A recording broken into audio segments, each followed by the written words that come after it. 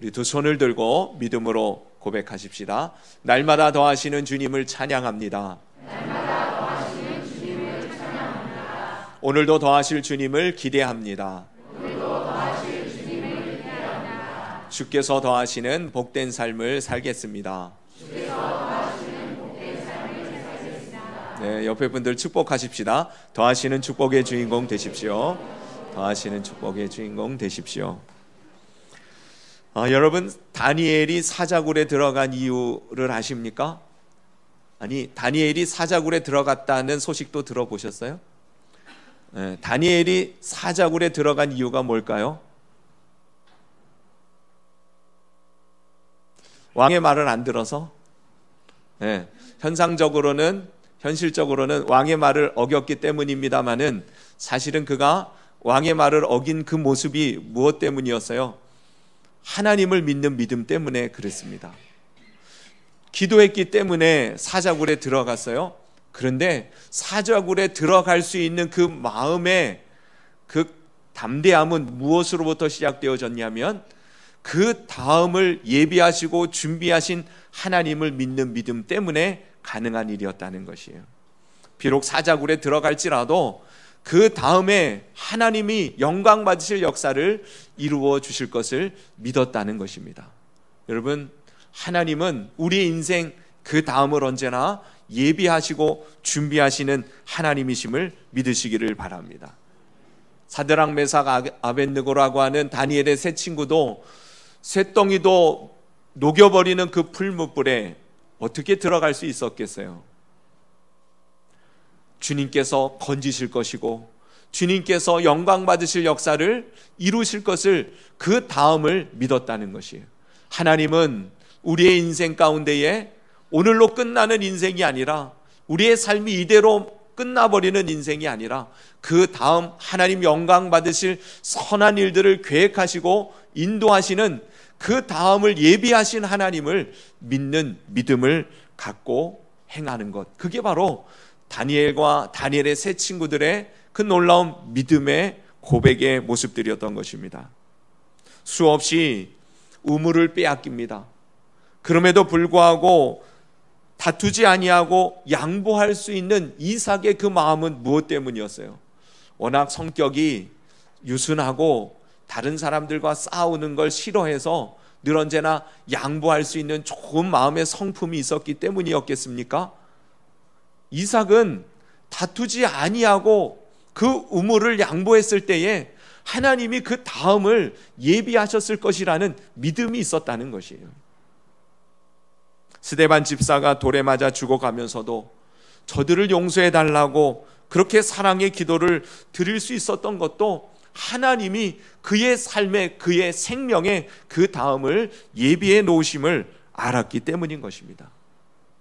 오른뺨을 치는 자에게 왼편 뺨도 내줄 수 있는 것, 속옷을 달라고 하는 자들에게 겉옷까지 내어줄 수 있는 것, 오리를 가자고 했는데 심리도 기꺼이 함께 동행해 줄 수 있는 것, 여러분, 이 모든 것은 성품에 의한 반응이 아니고 믿음의 반응인 것이에요.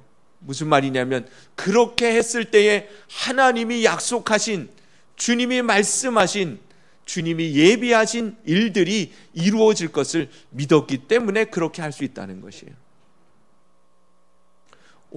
오른뺨을 치는 자에게 왼뺨을 내어줄 수 있습니까? 아주 강력하게 고개를 절레절레 하시는 분도 계시는데, 예? 여러분, 그렇게 얼굴을 내어줄 수 있는 이유는 성품이 좋아서가 아니고 하나님 말씀에 그렇게 행할 때에 주님이 역사하시고 계획하신 일들을 보게 하실 것을 믿는 믿음 때문에 그렇게 할 수 있는 것입니다. 예수님께서도 고난의 십자가의 길을 가신 이유가 뭐겠어요? 그것을 통해서 하나님이 예비하신 생명 구원의 영광의 거룩하신 주의 뜻을 이루어 주실 것을 믿었기 때문이 아니겠습니까? 부활의 영광을 예수 그리스도는 알았고 기대했다는 것입니다.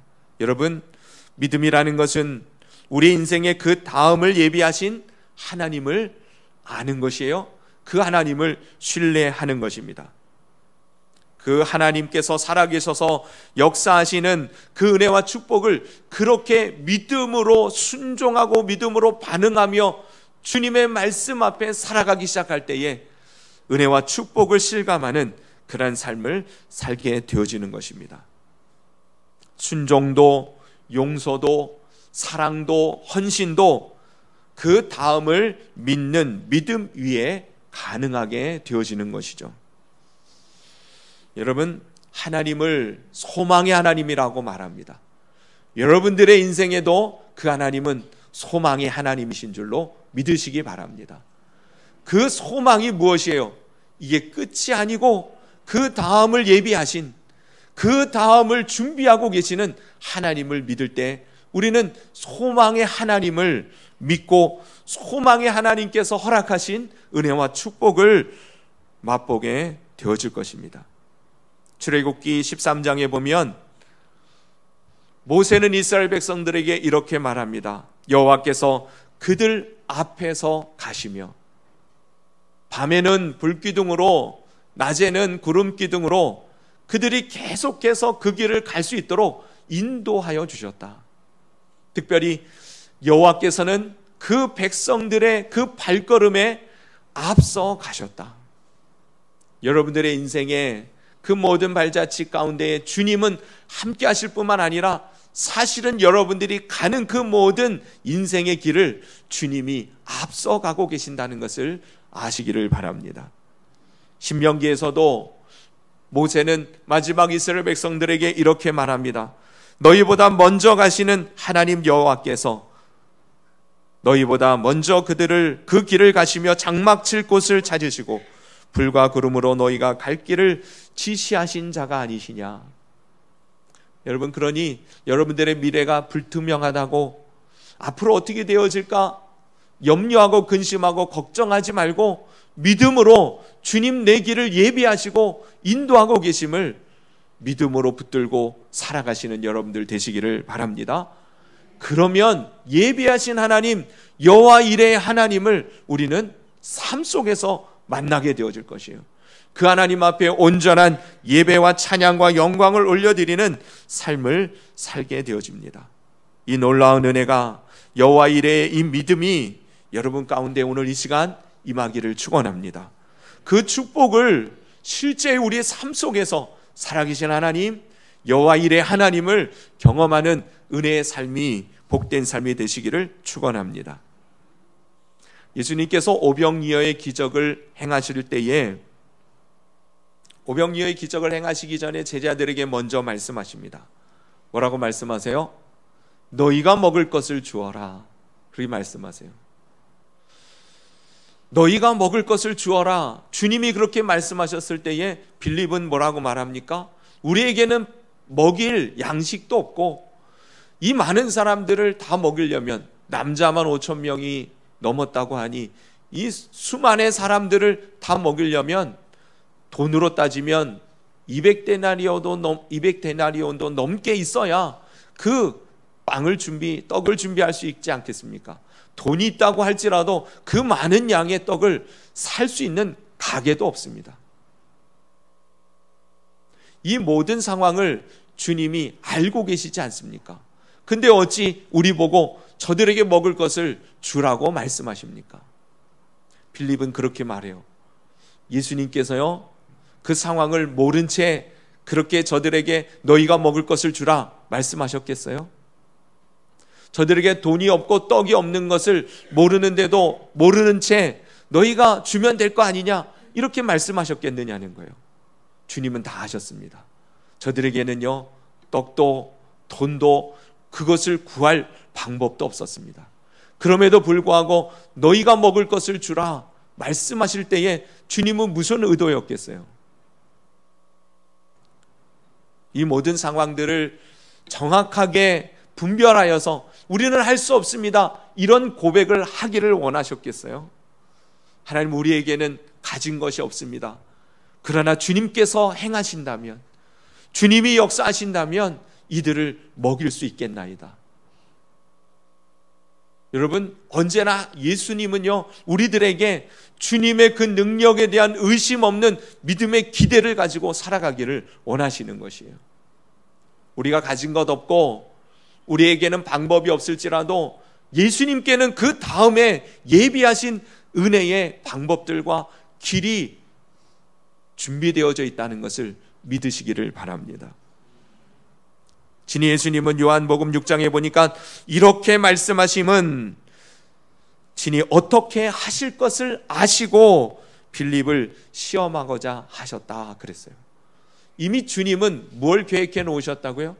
오병이어의 기적을 준비해 놓으시고는 빌립이 믿음의 고백을 드리는지 드리지 않는지를 알아보기를 원하셨다는 것입니다.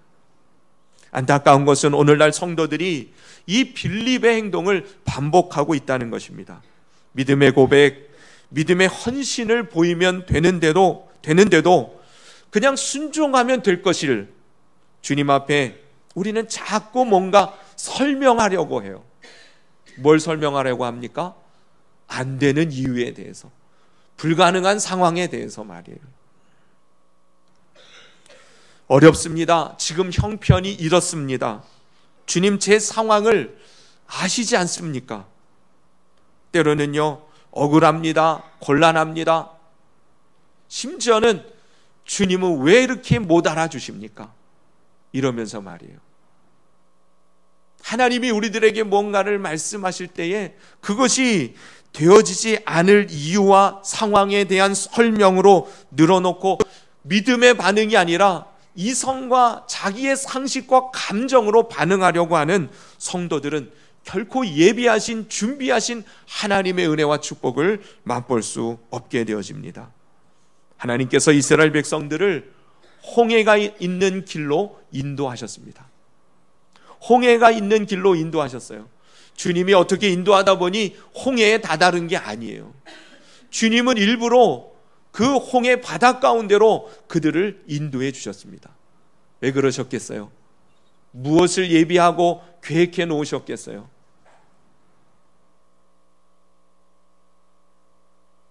뭘 생각하시고 그들을, 이스라엘 백성들을 홍해가 가로막고 있는 그 길로 인도하셨겠습니까? 대답 좀 해보세요. 뭘 계획해 놓으셨겠어요? 홍해를 가르실 것을. 그 홍해를 마른 땅으로 물이 벽이 되어진 그 한가운데를 건너는 이스라엘 백성들이 정말 하나님의 전능하심과 사랑하심과 그 능력의 지극히 크심을 실감할 수 있도록 성경은 그 과정을 통해서 저들이 전혀 다른 믿음의 사람으로 변화되어지도록 그것을 세례받았다라고 표현할 만큼 말이에요. 그런 하나님의 선한 계획을 가지시고 그들을 홍해 가운데로 인도하신 것이에요. 더 나아가서는요, 그들을 따라오는, 집요하게 추적해하고 쫓아오는, 괴롭히는 애굽의 병사들을 일순간에 수장시키시고 더 이상 쫓아오지 못하도록 만드시기 위하여 홍해가 있는 길로 주님은 그들을 인도하신 것이에요. 여러분, 홍해가 앞을 가로막을지라도 여러분, 그 다음을 예비하신 하나님이 우리의 삶을 또한 그렇게 인도하고 계신다는 사실을 믿으시기를 바랍니다. 문제는 하나님의 말씀을 따라 순종하고 헌신하고 섬기고 기도하면 되는 것을 외면하니까 그 다음을 준비하신 하나님을 만날 수 없는 것이에요. 재미있는 얘기가 있어요. 예수님께서 베드로에게 깊은 데로 가서 그물을 내려라 했었을 때에 깊은 데로 가서 그물을 내리면 절대로 물고기를 잡을 수 없습니다. 지금은 뭐 그물도 크고 또 고기를 잡는 여러 가지 도구들도 많이 개발이 되어져 있고 방법도 여러 가지가 있습니다만은 예수님 당시에 그물로 고기 잡는 건 투망질이에요. 조그만 한 사람이 던져서 잡을 수 있는 정도. 그래 그물이 크지 않습니다. 아무리 커봐야 뭐 10m 안쪽 될까? 그것을 투망질로 던지면 그러면 그물이 물속으로 가라앉으면서 그 그물이 가라앉는 사이에 있는 물고기를 잡는 거예요. 그리고 그것이 땅바닥에 떨어지면 건져 올릴 때에 이렇게 갈고리처럼 막아서 끌어올리는 게 당시에 고기를 잡는 방법이었습니다. 깊은 데로 가서 고기를 잡기 위하여 그물을 던져보세요. 그물이 땅바닥에 떨어지기 전에 어떻게 되겠어요? 이미 입구를 닫아버리는 거예요. 그 사이에 물고기들은 밑으로 다 빠져나가죠. 다 도망칠 수 있어요. 상식적으로 생각해 보면 깊은 데로 가서 투망질하는 것, 그것은 참으로 어리석은 일이에요. 있을 수 없는 일이란 말이에요. 근데 예수님은 뭘 예비해 놓으셨어요? 물고기들을 예비해 놓으셨어요. 좀 만화적인 상상력을 좀 동원해 보면 물고기들이 요이 땅 하고 있는 거예요. 준비하고 있는 거예요. 뭐라고요? 주님이 베드로에게 요구했는데 베드로가 그 말씀에 순종하는 순간 그 그물을 향하여 이 물고기들이 쏜살같이 달려가는 거예요. 예수님이 말씀하셨다. 베드로가 순종했다. 지금이야. 그리고 막 달려가. 베드로가 던진 그 그물 속으로 말이에요. 그러니 깊은 데서 그물을 내려도 걷어 올렸는데요, 그물이 찢어질 만큼 그렇게 물고기가 잡힌 거예요. 주님은 예비하시고 베드로에게 깊은 데로 가서 그물을 내려라 말씀하시는 거예요. 상식적으로, 인간적으로, 경험적으로, 감정적으로 생각하면, 반응하면 결코 있을 수 없는 일입니다. 그러나 그 다음을 예비하신, 그 다음을 계획하신 하나님을 믿는다면 여러분, 그 믿음으로 순종할 때에 하나님이 계획하신 그 은혜와 복된 역사를, 그 영광을 보게 되어질 줄로 믿습니다. 순종 없이는 그 다음을 예배하신 하나님의 은혜를 누릴 수 없다는 사실을 명심하시기를 바랍니다. 반대로 무슨 상황, 어떤 형편에서든지 말씀에 순종하기만 한다면 반드시 그 다음을 예비하신 하나님의 은혜와 축복을 만나게 되어질 것입니다. 오늘 본문 2절에 보면 여호와께서 이르시되 내 아들, 내 사랑하는 독자 이삭을 데리고 모리아 땅으로 가서 내가 내게 일러준 산 거기서 그를 번제로 드리라. 주님께서요, 상식적으로 이해가 안 가는 말씀을 하십니다. 내 아들, 이 아들은 누가 주셨어요? 하나님이 주셨는데 그 하나님이 주신 이 아들 도로 뺏어 가신다고? 내 사랑하는 독자, 하나밖에 없는 이 사랑하는 아들을 주님께서 번제로 드리래요. 번제는 뭐예요? 각을 떠서 그걸 다 잘게 쪼개가지고 불에 완전히 태워서 드리는 제사가 번제예요. 태워드리는. 가만히 생각해 보세요. 하나님이 주셨고 정말 사랑하는 사람을 사랑하는 것, 그것은 주님의 마음이고 한 생명을 천하보다 귀하게 여기시는 하나님,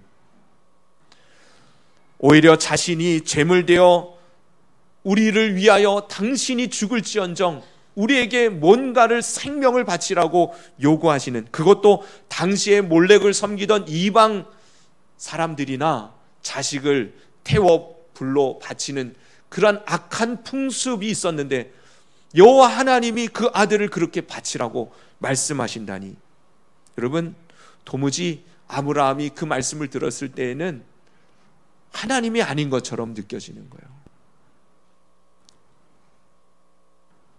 정말 이것이 하나님이 내게 말씀하심인가? 의문이 드는 거예요. 의심이 드는 거예요. 하나님이 과연 그런 하나님이셨던가? 하나님이 마치 내 사정을 모르시는 것 같이 그렇게 요구하실 때가 있다는 것이에요. 아들과 이제 마지막 먹고 죽으려고 계획을 가지고 있었던 사렙다 과부에게 하나님은 엘리야를 보내서 뭐라고 말씀하십니까?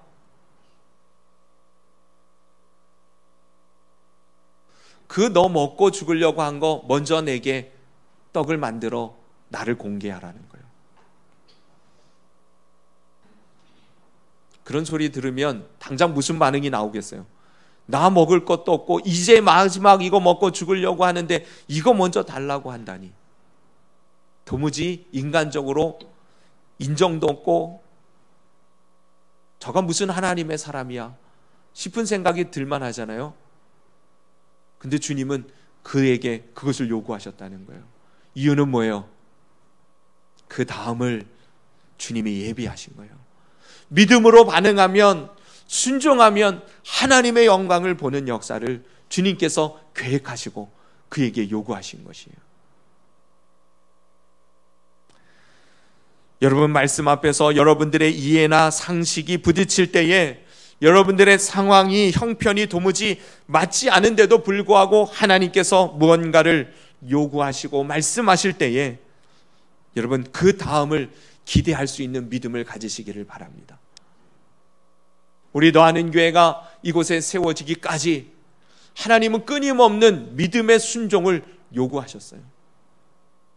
참으로 있을 수 없는 그런 하나님의 말씀 앞에 우리 성도들이 한 마음으로 순종하기 시작했을 때에 인간적으로는 계산적으로는 나오지 아니하는 하나님의 놀라운 일들을 주님께서 이루어 주신 것을 우리는 경험하지 않았습니까? 여러분, 주님은 언제나 우리의 삶을 예비하고 믿음으로 그 은혜의 복된 자리를 차지할 것을 요구하고 계시는 줄로 믿습니다. 그런 말도 안 되는 요구를 하나님께서 아브라함에게 하셨는데요, 말도 안 되는 믿음의 순종을 아브라함이 드리죠. 그 아들 이삭을 하나님 앞에 바칩니다. 3일 길을 떠나 헌신의 산 모리아산 꼭대기에 올라가게 되어집니다. 그리고는 하나님께서 말씀하신 그 말씀하신 대로 그 아들을 주님 앞에 올려드립니다. 이 이삭이 아버지에게 묻습니다. 하나님 앞에 드릴 번제해야 할 이 모든 횃불이나 아니면 장작이나 이 모든 것들은 다 준비되어졌는데 드릴 어린 양 제물은 어디 있습니까? 그때에 이 아브라함은 뭐라고 이 아들에게 이야기해줘요? 이삭에게 하나님께서 친히 자기를 위하여 준비하시리라. 하나님께서 친히 자기를 위하여 준비하시리라. 이게 그 다음을 여호와 이레의 하나님을 기대하는 아브라함의 믿음의 고백이었던 것이에요. 여러분, 하나님은 하나님의 이름의 영광을 위하여 우리의 인생을 복되게 하실 것이에요. 하나님의 그 이름이 높임을 받으시기 위하여 우리의 삶을 축복하시되 반드시 축복해 주실 줄로 믿으시기를 바랍니다. 그것은 바로 그 주님을 기대하는 믿음, 준비하시고 예비하신 하나님을 신뢰하는 믿음의 반응을 통해서, 순종을 통해서 맛보게 되어질 것이에요. 기도하라 하셨으면 기도하면 됩니다. 제가 너무 바빠서요, 아시잖아요, 지금 저의 상황이. 지금 기도가 우선이겠어요? 당장 이거부터 막아봐야죠. 사랑하라, 용납하라, 용서해라 하면 되는데, 하나님, 그가 여전히 나를 미워하고 내게 억울한 일을 여전히 내게 악하게 행동하는데 내가 어떻게 사랑합니까? 어떻게 용서합니까? 우리는요, 주님이 말씀하시면 순종할 때에 그 다음을 계획하신 하나님의 역사하심이 있음에도 불구하고 우리는 계속해서 자신의 생각을 너무 많이 주님 앞에 늘어놓습니다. 하나님이 원하시는 것은요, 순종입니다. 무슨 순종이겠어요? 내가 할 수 있는 순종, 내가 하고 싶은 순종이 아니에요. 내가 할 수 없는 순종, 내가 하기 싫은 순종, 주님이요 그것을 요구하실 때 그것이 참된 순종이죠. 그리고 그 순종을 통해서 하나님이 예비하신 놀라운 은혜를 주님은 우리들에게 허락해 주시는 줄로 믿습니다. 언제부턴가 우리의 신앙의 초점이 하나님이 원하시는 것이 무엇인가에서 자꾸 미끄러지고 변질되어진 채 어떻게 되어져요? 내가 원하는 것에 초점이 맞춰져요. 그래서 신앙생활하는 우리의 신앙의 모든 행태들이 하나님이 원하셔서 하는 게 아니라 내가 원하는 것을 얻고자 하는 것이에요. 결국은 가만히 보세요. 누가 주인입니까? 하나님이 주인입니까? 내가 주인입니까? 여러분, 내가 주인 되어진 내 삶을 내가 어떻게 책임지겠어요? 하나님이 나의 주인 되어지면 그보다 영광스럽고 복되고 평안하고 존귀한 인생이 없는 줄로 믿습니다.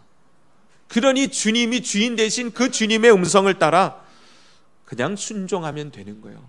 비록 어려운 말씀을 하셔도, 이해가 안 되는 요구를 하셔도 주님은 선한 계획을 가지고 말씀하시는 줄로 믿고 예비하신 주님을 기대하며 순종하시기를 바랍니다.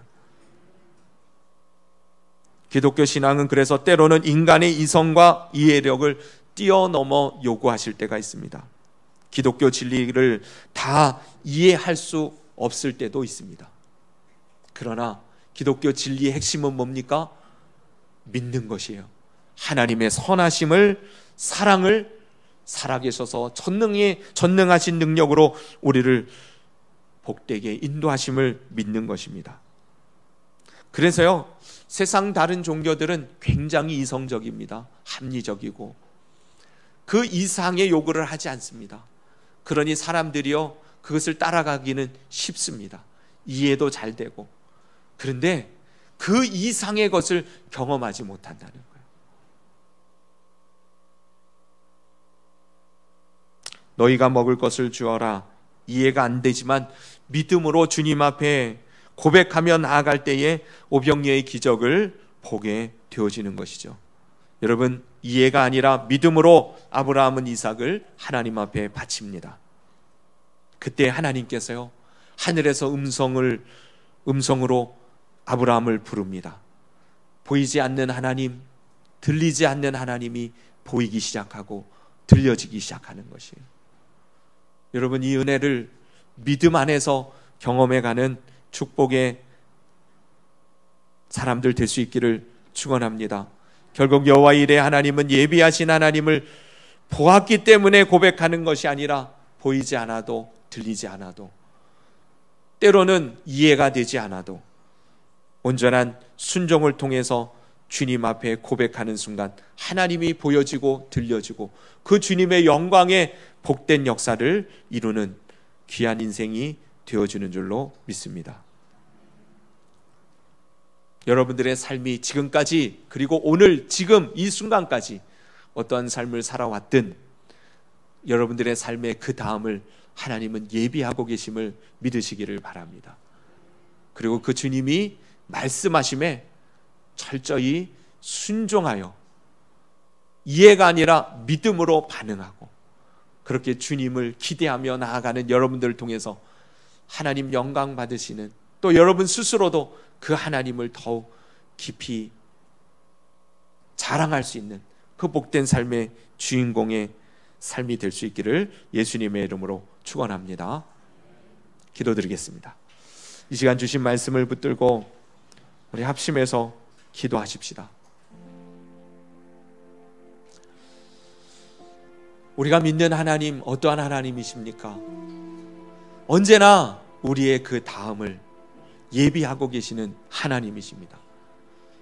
그 하나님을 신뢰함으로 그 주님이 우리들에게 보여주시고 말씀하시고 요구하실 때마다 믿음으로 순종해 나아가는 우리들을 통해서 여호와 이레의 주님이 높임을 받으시는, 또 그러한 주님을 마음껏 누리고 주님 앞에 감사와 찬송이 넘치는 그러한 은혜의 삶을 살아갈 수 있도록 주님 앞에서 오늘 주신 말씀을 붙들고 그 믿음이, 그 은혜가 우리 가운데 이루어지기를 구하며 기도하시기를 바랍니다. 기도드리겠습니다.